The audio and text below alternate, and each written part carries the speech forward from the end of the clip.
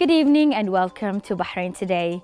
In our program, we cover various topics, latest news and events of the kingdom.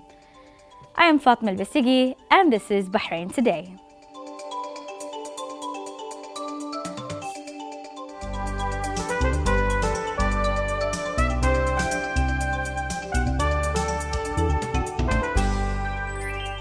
Waste to energy refers to a variety of treatment technologies that convert waste into electricity, heat, fuel, or other materials. With the increase of industries and economic ventures, the amount of waste is in constant increase. Waste management in Bahrain is becoming a critical issue. More on this report.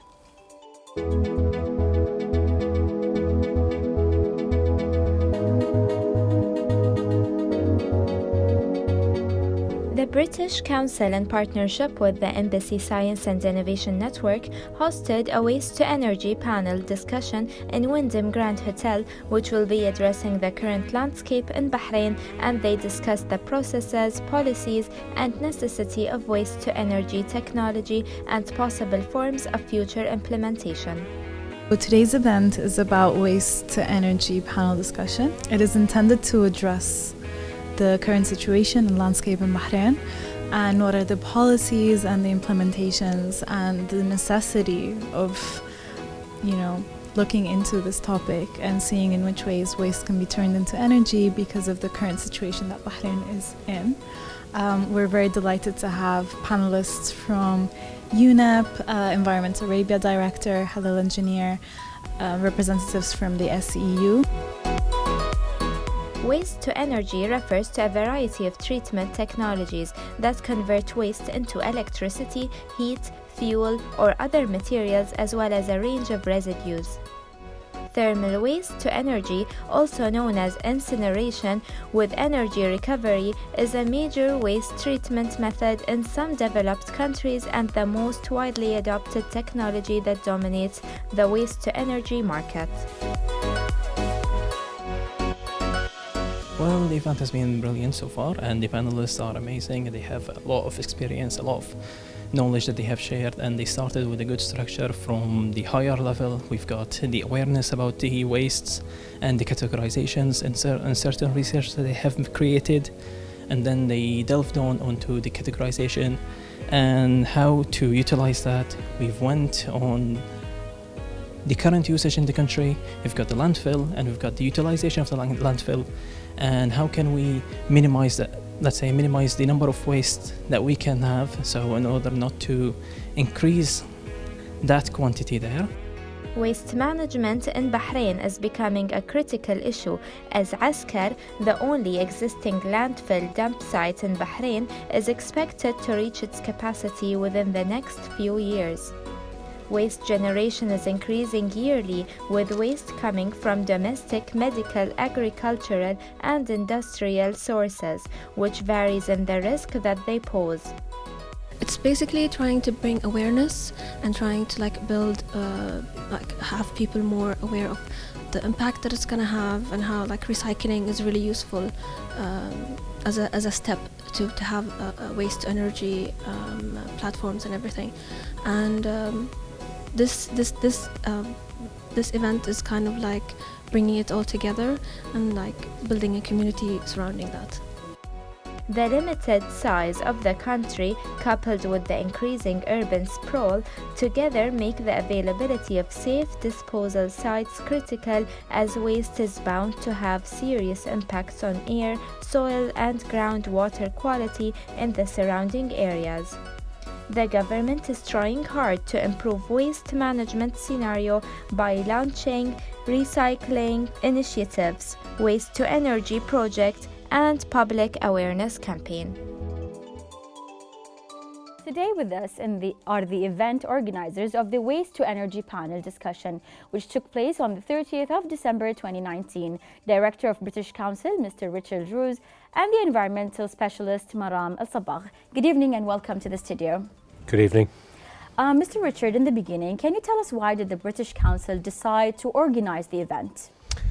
Yes, well, we've worked quite a lot in the sphere of environmental science and renewables, partly in research previously. So we've been part of helping, for example, the University of Bahrain to make connections with universities in the UK on the research level. And this was an opportunity for us to bring together alumni of British universities who are working in this field, to share ideas and to help to try and move the dialogue and the policy forward in Bahrain. So we're fortunate, a lot of people in Bahrain choose the UK for their university, among them Dr. Maram here and many others. So we have a lot of expertise and a lot of shared knowledge there. And how was the turnout of the event? Well, we filled it up. I mean, we were aiming, I think, for about 35, 40 people, and that's what we got. Great. What we want is people who are working in this sector who are going to really take the ideas forward. So Exactly. we'd love to talk about this with the public as well, but this particular event is much more for people at the policy level, because we want to support people Those in who Bahrain. can start the change and start Exactly, the those movement. people who've got the power to move it forward, to advise government, to advise industry and companies on the best way to do this. Of course. Maram, so tell me more, why is waste management becoming a critical issue in Bahrain? Well, I think as was covered also in the short video just now, Bahrain is a very small country, and the population is increasing, and people produce waste all the time. So the importance is to look at how we can minimize this waste, because as you know, human nature, we will have to produce waste as we go along. So I think looking at how to reduce the waste and use it in an effective, for example, reduce, reuse, recycle, in order to be able to live sustainably, not just now, but also in the years to come, for us and for our generation. Definitely. And how can we deal with the waste coming, from different industries? Well, different industries will produce different types of waste. So different waste. So there's a different mechanism for each type of waste? Yes. So for example, depending on the type of waste, you will look at how to treat it or dispose of it. So you've got municipal waste, which is the waste that we generate from our households or from commercial institutions. So it's our day-to-day waste, let's say. And it's non-hazardous. And then you've got industrial waste. Industrial waste can be hazardous or non-hazardous as well. Such as medical waste. Medical waste is also another type of hazardous waste. Okay. So, for example, medical waste has to be treated in a separate way. Industrial waste is treated in a separate way. So, and municipal waste is treated in a separate way. So, different types of wastes will have different types of technologies or solutions and different effects for treatment to the environment as well.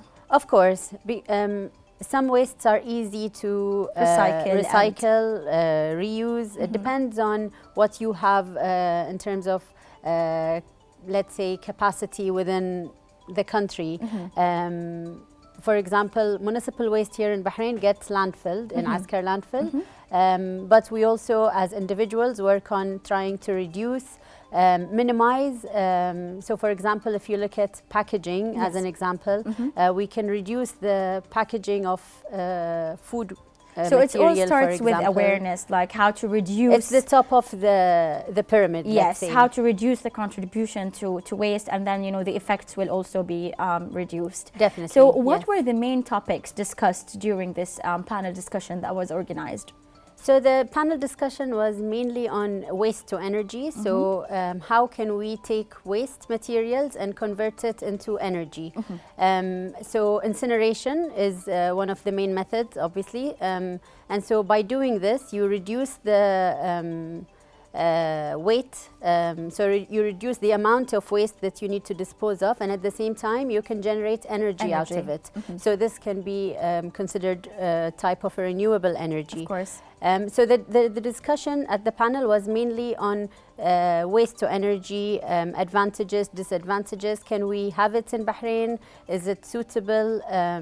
How can we implement it in Bahrain? And there were also some other panelists who have done some studies in Bahrain to look at all the alternative options and decide which is the best option to have it in Bahrain. Mr. Richard, it's great that the British Council is tapping on important topics to bring, the experts together to find solutions and look into more research to, support such causes. Are you planning on future events related to the same topic, or do you normally tend to, introduce new topics as you go? We do both. So there will be more work early in 2020, again on renewable energy. This is in the broad heading of environmental work. I mentioned before there's been a partnership, I think for now 3 years, maybe 4 years, between the University of Bahrain and the University of Loughborough in the UK. And that's specifically looking at renewable energy. So obviously this is another piece in the jigsaw about making countries sustainable. We've also done some work on water security. Again, collaborations between universities in the UK and here. So next year we will do some more on that. This particular event came out of our work with alumni of British universities, as I said before. And with that we do a range of events. So this one happened to be about environmental sciences. We've done recently one on law. We've done one on women in business. So we tried to find opportunities for different generations of Bahrainis who've studied in the UK to get together and network and work in their sector. No, it's a really good program, very positive for us and for Bahrain, Definitely. I think. Maram, can a normal person help in this initiative and help into transferring waste into energy or something useful?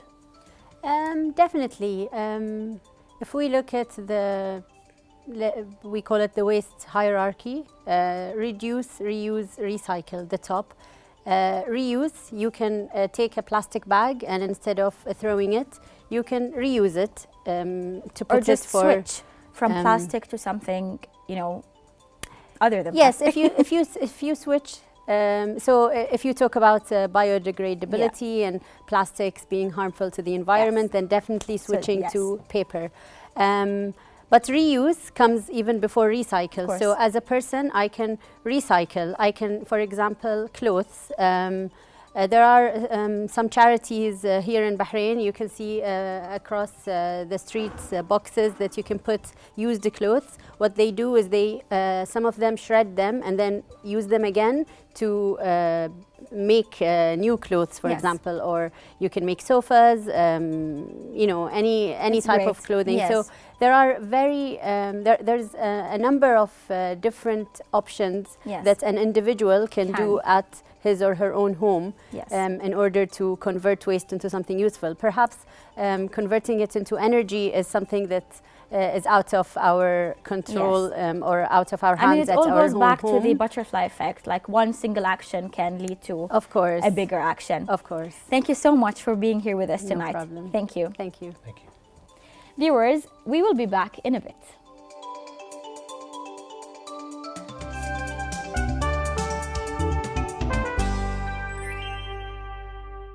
In our studio, we have a wild artist. Sana Asad, she runs her own business named Wild About Art Co. Sana believes in combining learning with fun to help learners develop their creativity and let their imagination run wild. Well, as it's said, it's better to be wild than to be boring. Earlier in the summer, Sana conducted her summer workshops for kids to explore their talents. Let's check it out in our next coverage for Wild About Art Co.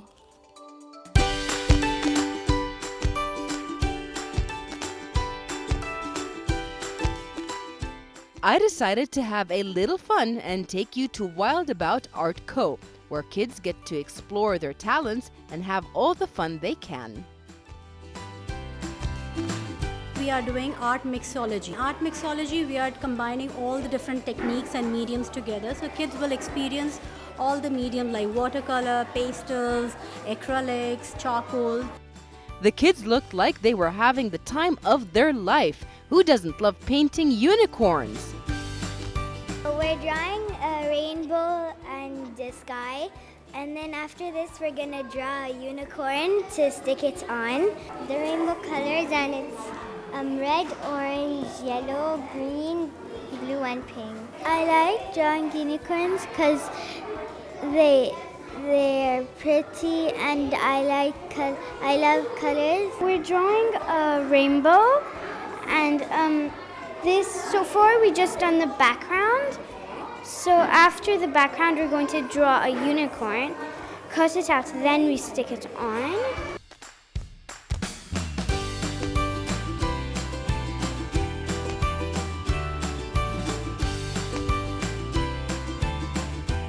Most of our projects are mixed media projects, so the kids learn how to paint the background, how to use color pencils, how to do markers, and then they also do cutting and sticking to create the full complete artwork.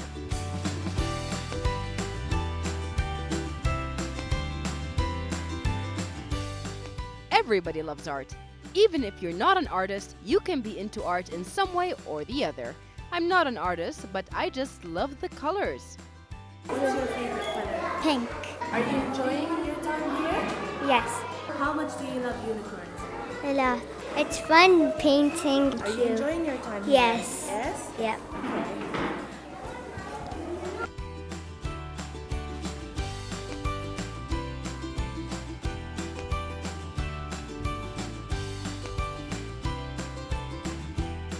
Oops, I forgot. It's lunchtime. Who doesn't love unicorns? It's truly inspiring what Sana does with these kids.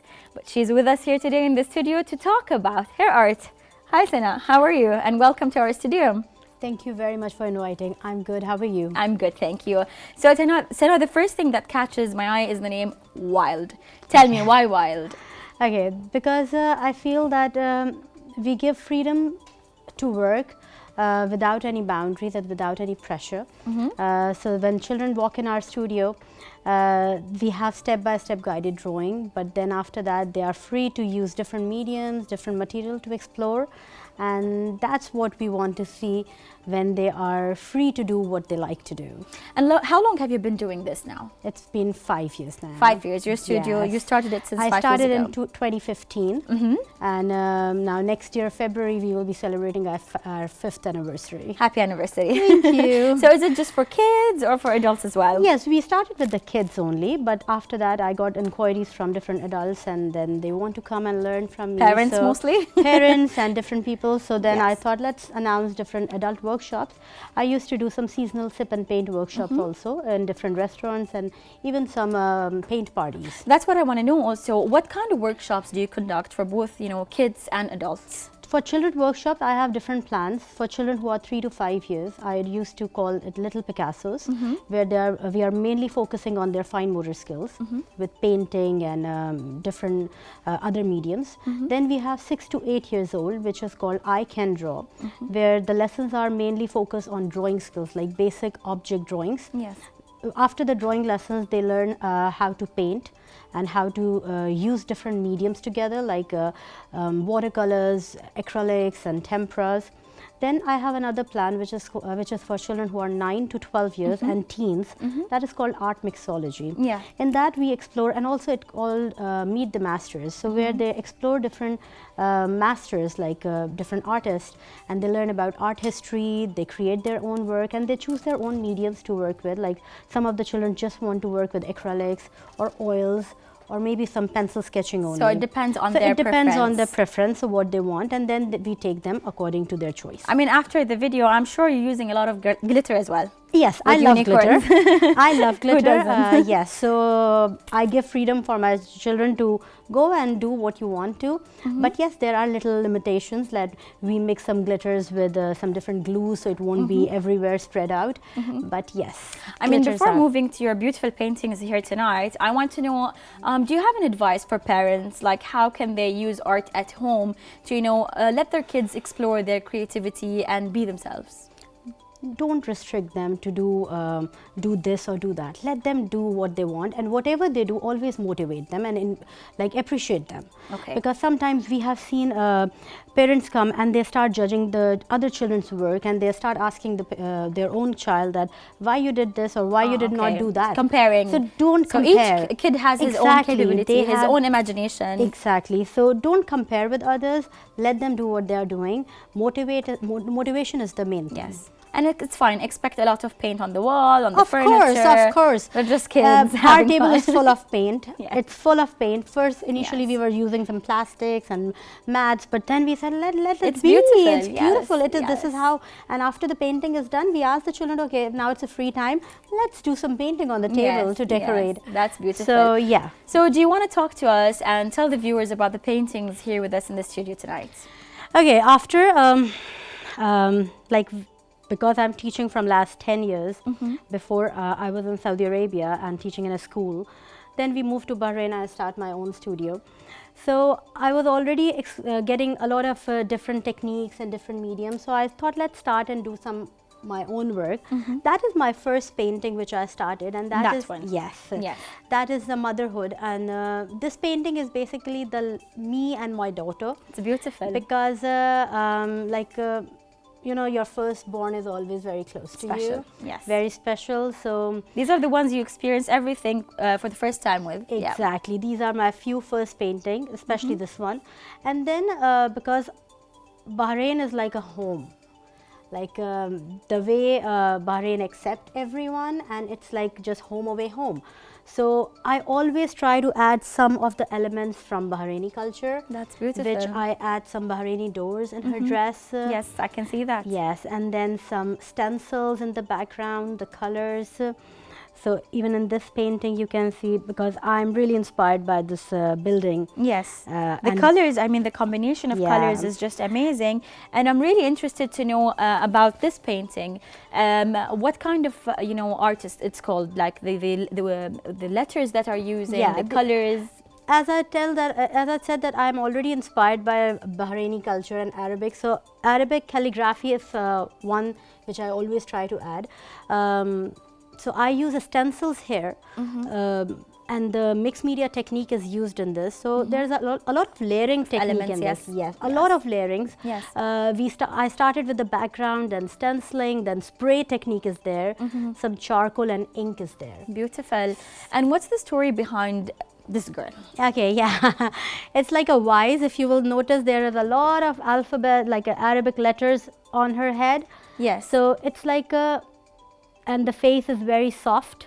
I get the vibe, correct me if I'm wrong, but I get the vibe like she's a very, you know, delightful girl who has a very, you know, light personality, yet she's thinking about a lot of A lot you of know, things. Yes, Yeah, true. yes. Like if you will see, I did not focus a lot on her expressions. Well, she looks It's very like Maryam, one of our, you know, I don't know if the gallery agrees, but she has the same, you know, features. It's very beautiful. Yeah. So now, thank you so much Thank you very for much being for here with us. inviting me. Thank you so much. It's a pleasure We to wish be you all the here. best, and Thank I'll you very definitely much. be visiting your studio. Thank you very much. Take care. Thank you. Thank you.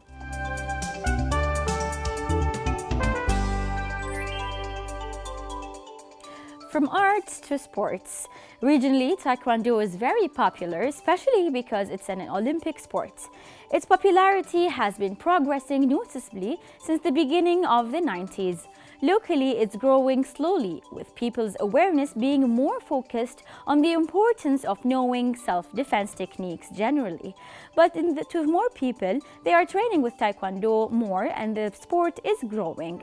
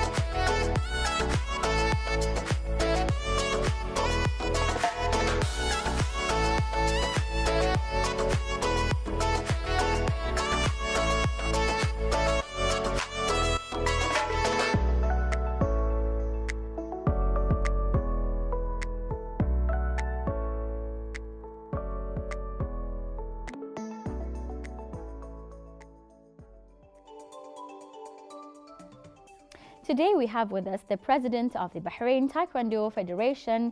Hello, Mr. Abdullah Doy, and welcome to our Hi, dear. studio. Thank you very much. So, in the beginning, can you tell us more about the Bahrain Taekwondo Federation? The Bahrain Taekwondo Federation recently formed just like 2 months back, and this is the first time that the Taekwondo comes in a separate federation. You know, after under the Bahrain Combat Sports Council, the president Sheikh Salman bin Mohammed bin Isa Al Khalifa, he's also newly formed as a president for the council, and so now we have different type of work, like each martial art is separately under a federation, not like before in one They were merged martial together, art. yes. So now it's more professional. And how many members do you have under the Taekwondo Federation? Well, we have the board member. We have like five persons working under me. I mean, in terms of students and in terms of... Yeah, yes. the students. We have in Bahrain 29 official school under the federation, about 5,000 practitioners. And why, in your opinion, Taekwondo is important? Can you tell me the importance, of learning such a self-defense sport? Taekwondo is an ancient martial art. It's Korean martial art. It's 2,000 years old. Wow. And it's developed with the time as a martial arts, and then now it's as a sport, and then now it's become, after the Sydney 2000 Olympic Games, it become an official Olympic sport, and it's for the next Olympic Games, Tokyo 2020. It's an important event, and it's an official game. That's amazing. Yeah. And your recommendation for parents to enroll their kids at what age? Yes, well, usually 5, 6. 5 to 6 is the proper age to be, We have in our center, we have it. And how long does it take you, to master the sport and be able to teach it? To be a teacher in Taekwondo, you need to obtain fourth degree black belt. That takes like about 8 years. That's a lot. To be an instructor. Yes, definitely. Yeah. Before we went on air, you were telling me about the new facility that you guys are having soon, inshallah. Do you want to talk about the future plans you have for, the Taekwondo Federation?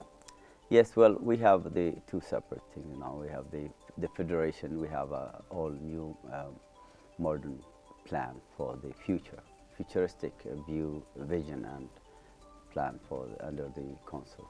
So we are preparing that whole schedule to suits the coming days, and develop the whole countries around the world. They have the Taekwondo very well developed. We have it in Bahrain. It's an old martial art, but yes.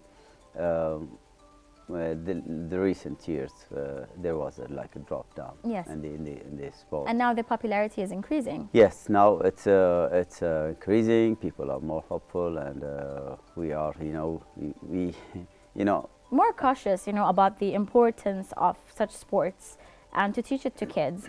But from a parent's perspective, do you have any message to parents who are scared to enroll their kids in classes, especially if they've never tried such a sport before? Yeah. Well, the Taekwondo is very safe, martial art. We during the training we use a lot of protection gears, face visor, and the headgear. It's very high tech. Yes. It's not just like a leather type. Yes. We have high tech materials. We use it to protect kids and even the grown-ups, and it's also, as a sport, it's very, very beneficial for the kids. It's to develop, self-esteem, self-confidence, a lot of, mental perspective, and benefit, and physical of workouts. So it's very high intensity training, and it's also, I mean, and all the trainers, of course, on the field itself, they ensure the safety of all the students. Yeah, we don't have accidents usually in a long time. usually kids comes from like playing football outside, And they get outside, injuries and all of injured, that. broken Yes, hands, sometimes with a yes. cast and Yes. on their hands. They come, oh, what's happened? They are fighting all the day here, and Yeah. nothing happened because they wear protection, Yes. gloves, forearms. And they learn the right techniques, you know, to do the Yes, sport yes, under how your to- supervision, of yes. course. You know, during the training, they know that they don't use the severe force to course. hit each other. You know, just course. like a training with the partners, Of course. with the whole gears, you know, worn nicely. They just hit with a certain impact, so they don't use a severe punch. Even if they use, you know, more power, but they will not hit injured because Yes. they are wearing Of course. enough protection gears. Of course. Yeah. Thank you, Mr. Abdullah, for being with us in the studio. Thank you very much. Thank you so dear. much. Thank you. That was informative, our viewers. Don't go away, we will be back.